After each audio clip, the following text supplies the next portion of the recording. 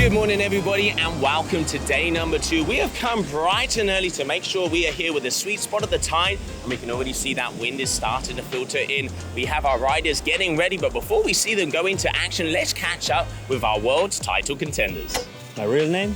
Fu, or the one that everybody knows? I have 4. Two different things. My name is Sebastian Ribeiro. For those who doesn't know, my name is Marcial Lopez Almeida. My name is Pedro Matos. Machu is better, Machu Lopez. My name is James Storm Carew. I know I have older competitors. They're doing their job, I'm doing my job. All my rivals are my teammates. We talk a lot to each other. I don't really think too much about that. For me, finding them on the water, it's like any other rider. I'm just gonna do my best, I'm just gonna go for it. I just try to focus on myself. We're all pretty close. When it's my first hit, I just go there, check the number of my hit. But I think inside the water, like, everybody want to win. Don't even want to know who I am against with. And that's normal, like, that's competition. And I think competition makes us going better. I think it's just stick to the plan. It's going good. For me, the world title is a bit of a second thought at the moment. I just want to win this event. Hit by hit. It's time to show it. Let's get it. As the atmosphere built during an early morning skippers meeting, the clouds kept the building wind at bay and the tide continued to drop. By the time the action resumed for the remaining heats of round 3, a big spring tide was revealing challenges of its own. Smaller wave conditions and lighter winds faced riders in round 3 and 4. Swell selection was key, with the better riders able to maximize what critical sections there were, using tight kite control to stay close to the wave. In round 4, Gabriel Benetton, Camille Delanois and Kiko Roy all took advantage of their aerial skills, with slick double front rolls carrying them through. The first big upset of the competition was ranked 4th Ali Bakali lost to Kiko Roy and was the first championship contender out of the running.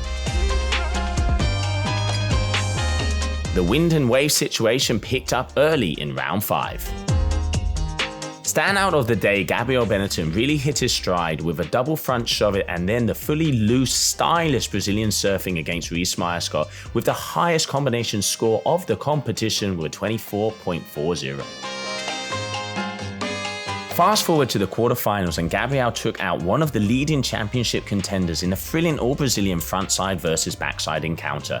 Number 2 in the ranking, Sebastian Ribeiro, was suddenly out of the competition.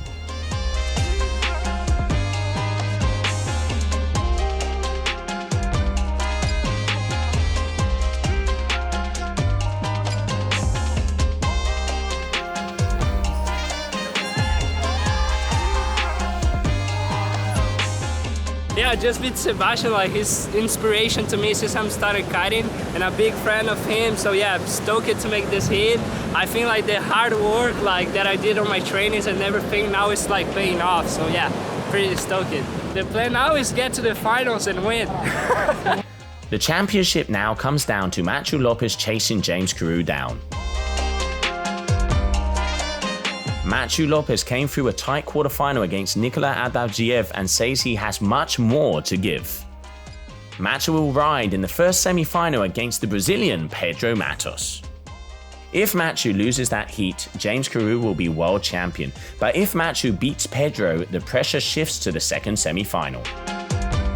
Regardless of what Machu achieves though, if James Carew can beat the highest performer of the event, Brazilian Gabriel Benetton, in the second semi-final, then the Australian will be assured of claiming back-to-back world championships.